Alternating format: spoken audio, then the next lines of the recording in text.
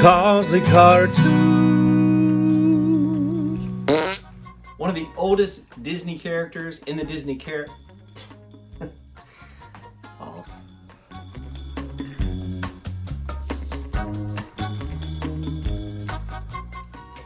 Disney villain PegLeg Pete first appeared in the Alice comedies from 1925, and he was a bear, and his name was Bootleg Pete. And then he next appeared in one of the Oswald the Lucky Rabbit shorts. But today I want to specifically look at a Mickey Mouse comic strip collection. We're going to see the origins of this character, how he came to be, and then we're going to try to draw him, because that's what we do here. We look at comics, we look at toys, and we draw. Stay tuned. Cool.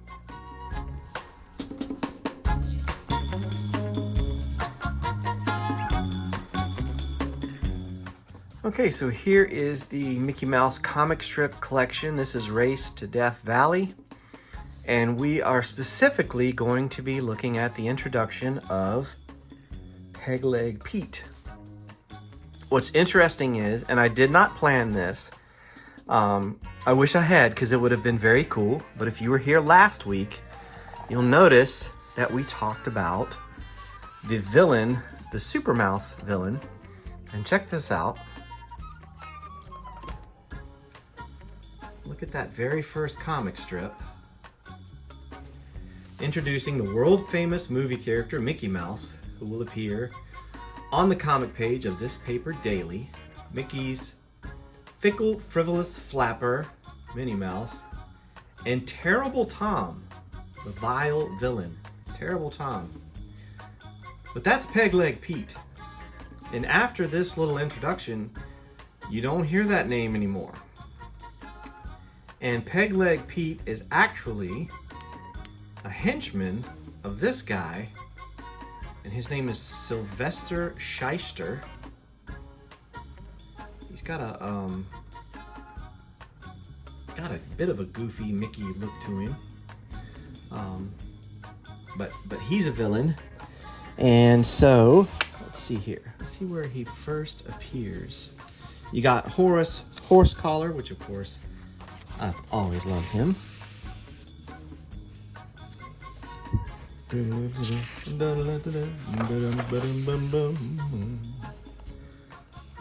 So it looks like his first official appearance was in this silhouette scene here, right there in the center.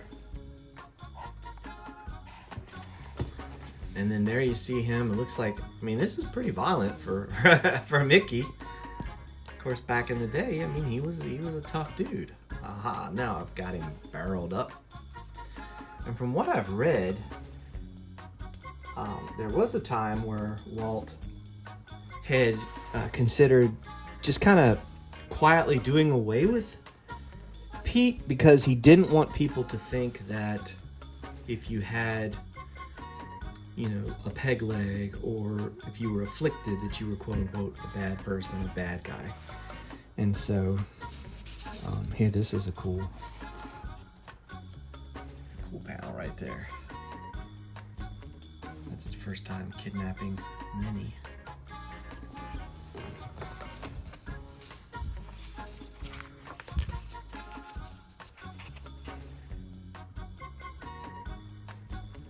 But look at all of the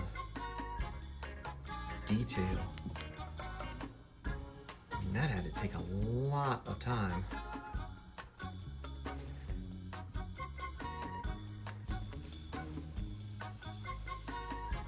I'd like to tie this weight around Shyster's neck and push him off the dock. I just think it's funny that Mickey, he didn't put up with a whole lot when he first got started. He was a scrappy little dude. So if you get a chance to get your hands on this book, you will not be disappointed.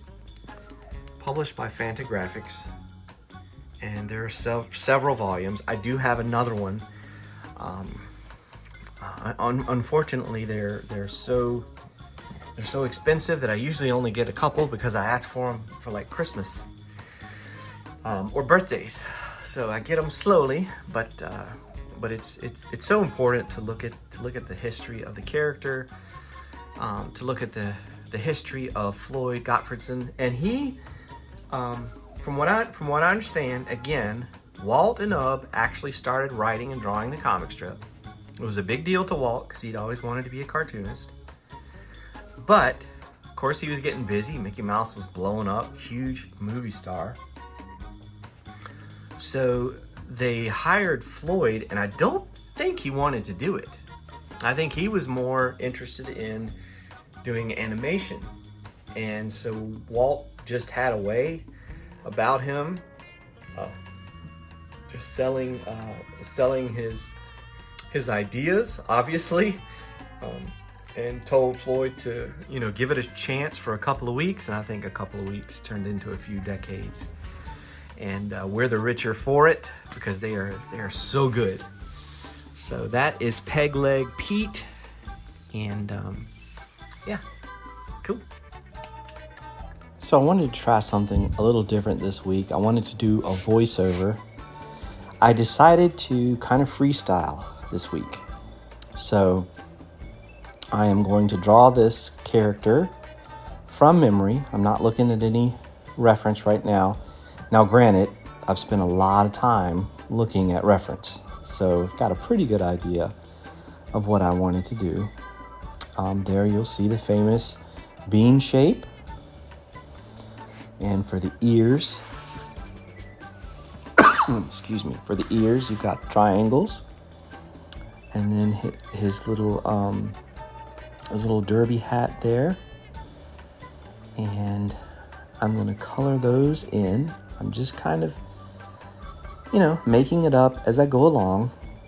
I still technically call this a tracing sheet. Like if I were working on a commission, I would want to go back and go over this. But this time I'm just keeping things tight, tighter than normal. So I'm filling in those blacks and just taking my time. And sometimes this is fun because it gives you an idea of where you want certain things to be. And so now we're going to go with the nose, and that's just a big old oval. And we got a highlight in there, and then we're going to color in the rest.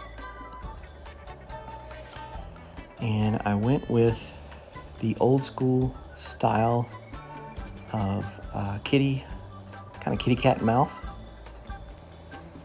And, you know what? I just realized I forgot the teeth. Oh well, that's something that I would go back. Ovals for the eyes, and then give him those mean eyebrows. And then fill in that space, leaving his tongue.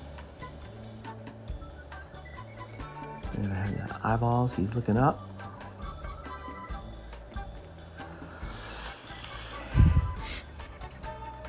And then in just a minute, I'm gonna do a big circle for his body. And you'll see that I actually mess up.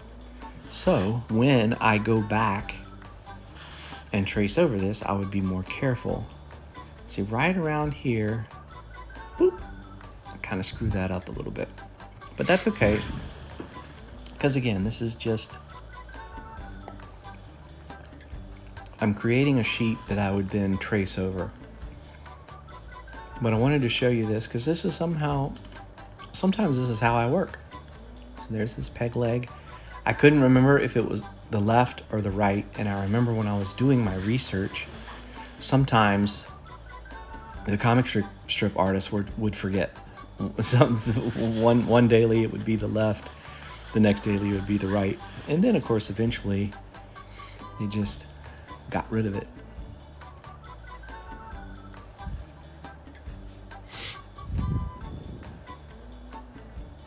So the body's just a big old circle.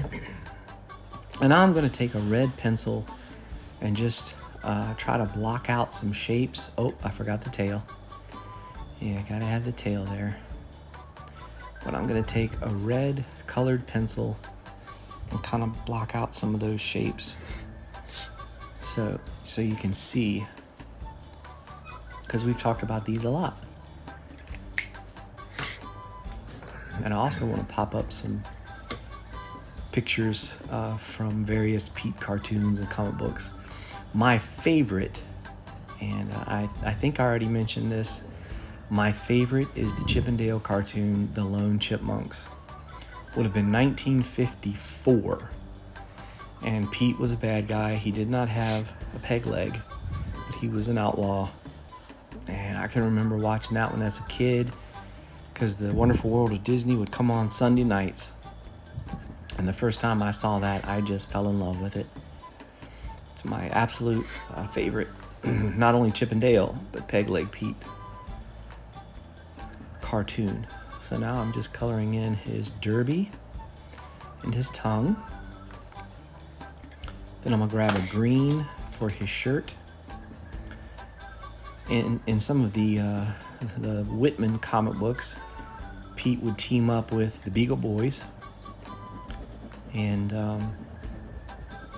some Uncle Scrooge villains, I believe. And then, of course, in the comics they do over in Italy, I mean, they really flesh out these characters and devote a lot of time to backstories.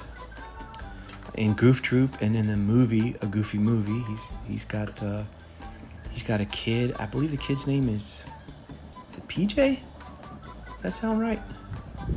Let me know in the comments below. So now we got some purple pants. And yeah, thank you for being with us today. Take care.